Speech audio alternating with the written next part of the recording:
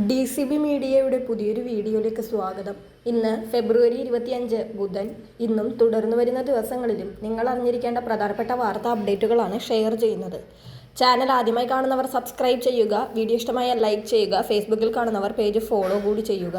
ആദ്യത്തെ അറിയിപ്പ്, ഭൂവുടമകൾക്ക് 10 തനത് ID-യിൽ അധിഷ്ഠിതമായ തിരിച്ചറിയൽ രേഖയായി ഡിജിറ്റൽ റവന്യൂ കാർഡ് മന്ത്രി കെ രാജൻ പുറത്തിറക്കിയിരിക്കുകയാണ്. ഭൂവുടമയ്ക്ക് ആവശ്യമായ റവന്യൂ വകുപ്പിലെ പ്രധാന വിവരങ്ങളെല്ലാം കാർഡിൽ ഉൾപ്പെടുത്തിയിട്ടുണ്ടെന്ന് മന്ത്രി പറഞ്ഞു. ബ്ലോക്ക് ചെയിൻ സാങ്കേതികവിദ്യ ഉപയോഗപ്പെടുത്തുന്നതിനാൽ വിവരങ്ങൾ സുരക്ഷിതമാണ്. നിലവിൽ വിവിധ ഓഫീസുകളിൽ അപേക്ഷകൾ സമർപ്പിക്കുമ്പോൾ പരിശോധനയ്ക്കായി വ്യത്യസ്ത റവന്യൂ രേഖകൾ ഹാജരാക്കുന്നതിനു പകരമായി കാർഡ് ID മാത്രം നൽകുന്ന സംവിധാനവും വികസിപ്പിച്ചു വരികയാണ്. റവന്യൂ വകുപ്പിൽ നിന്ന് നൽകിയിട്ടുള്ള സർട്ടിഫിക്കറ്റുകളും നികുതി രസീതുകളും ഇനി ഈ കാർഡ് വഴി ക്രോഡീകരിക്കപ്പെടും. വിവിധ വകുപ്പുകളെ ഏകോപിപ്പിച്ച് ന്യായവില, റേഷൻ കാർഡ്, ആധാർ വിവരങ്ങൾ എന്നിവയും ഇതിൽ ഉൾപ്പെടുത്തിയിട്ടുണ്ട്. അടുത്തറിയിപ്പ്, സർക്കാർ ജോലികൾക്ക് PSC വഴി അപേക്ഷിക്കാനുള്ള പ്രായപരിധി 36-ൽ നിന്ന് 40 വയസ്സാക്കാൻ മന്ത്രിസഭായോഗം തീരുമാനിച്ചിരിക്കുകയാണ്. മറ്റ് പിന്നോക്ക വിഭാഗക്കാരുടെ പ്രായപരിധി 39-ൽ നിന്ന് 43-ആയും പട്ടിക വിഭാഗക്കാരുടേത് 41-ൽ നിന്ന് 45-ആയും വർദ്ധിക്കും. പ്രായപരിധിയാകാറായതിനാൽ PSC പരീക്ഷകൾക്ക് അപേക്ഷിക്കാനുള്ള അവസരം നഷ്ടമാകുന്നവരെ ലക്ഷ്യമിട്ടാണ് തിരഞ്ഞെടുപ്പിന് മുന്നോടിയായി സർക്കാർ തീരുമാനം കൈക്കൊണ്ടത്. സർക്കാർ വിജ്ഞാപനം പുറപ്പെടുവിച്ച ശേഷം തീരുമാനമെടുക്കുമെന്ന് PSC വ്യക്തമാക്കിയിട്ടുണ്ട്. അടുത്തറിയിപ്പ്, തിരഞ്ഞെടുക്കപ്പെടുന്ന 1000 വിദ്യാർത്ഥികൾക്ക് 1 ലക്ഷം വീതം സ്കോളർഷിപ്പ് നൽകുന്ന മുഖ്യമന്ത്രിയുടെ വിദ്യാർത്ഥി പ്രതിഭാ പുരസ്കാരം പദ്ധതിയിലേക്ക് ഫെബ്രുവരി 26 വരെ അപേക്ഷിക്കാം.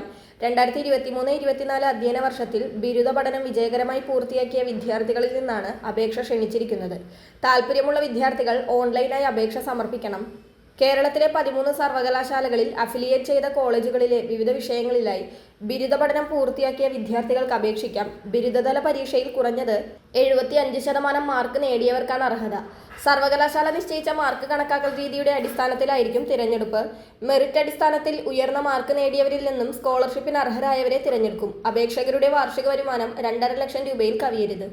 അപേക്ഷിക്കുന്ന സമയത്ത് degree certificate, consolidated mark list, വരുമാന സർട്ടിഫിക്കറ്റ് എന്നിവ അപ്ലോഡ് ചെയ്യണം.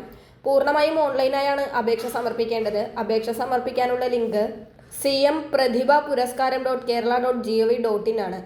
അടുത്തറിയിപ്പ്, സംസ്ഥാനത്ത് സ്വർണ്ണവില വീണ്ടും വർദ്ധിച്ചിരിക്കുകയാണ്. ഇന്ന് പവൻ 80 രൂപയാണ് കൂടിയത്. 1,18,720 രൂപയാണ് 1 പവൻ സ്വർണത്തിന്റെ ഇന്നത്തെ വില. ഗ്രാമിന് 10 രൂപയാണ് വർദ്ധിച്ചത്. 14,840 രൂപയാണ് 1 പവൻ സ്വർണത്തിന്റെ വില. അടുത്തറിയിപ്പ്, സംസ്ഥാനത്തെ ഫെബ്രുവരി മാസത്തെ ക്ഷേമ പെൻഷൻ വിതരണം ഇന്നു മുതൽ ആരംഭിക്കുകയാണ്. അക്കൗണ്ടുകളിലേക്കായിരിക്കും ഇന്ന് 2000 രൂപ വീതം എത്തുക. വീടുകളിലേക്കുള്ള പെൻഷൻ വിതരണം നാളെയോ മറ്റന്നാൾ മുതലോ ഒക്കെ ആയിരിക്കും സജീവമാവുക. വളരെ പ്രധാനപ്പെട്ട ഈ വാർത്താ അപ്ഡേറ്റുകൾ മറ്റുള്ളവർക്ക് കൂടി ഷെയർ ചെയ്യുക.